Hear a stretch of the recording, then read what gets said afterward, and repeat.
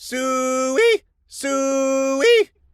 Bert Cooper shouted again, cupping his hands together over his mouth and raising the pitch of his voice.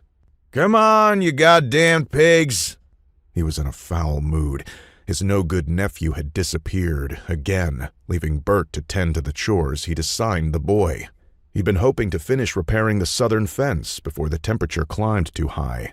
Hammering posts in the sweltering heat of the noontime sun wasn't his idea of fun, but now he was stuck pouring the slop for the 100-strong drove he kept. It wasn't that he couldn't handle the task. He'd been running the farm for years, the largest in Cooper's Bluff, named after his great-grandfather.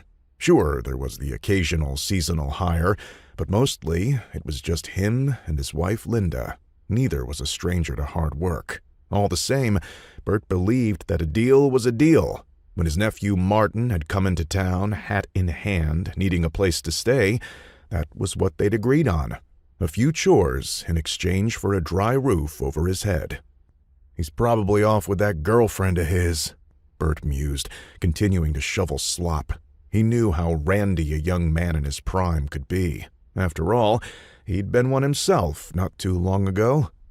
Regardless, he had to wonder what his nephew saw in the girl.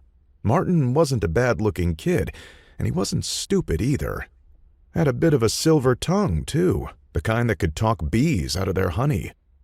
His girl, Charlene, on the other hand, was none of the above. Speaking with her for a few seconds was enough to realize you weren't exactly conversing with one of the great intellects of the 20th century. As far as looks went, well, guilty as it made him feel to even think it, he just didn't see the appeal.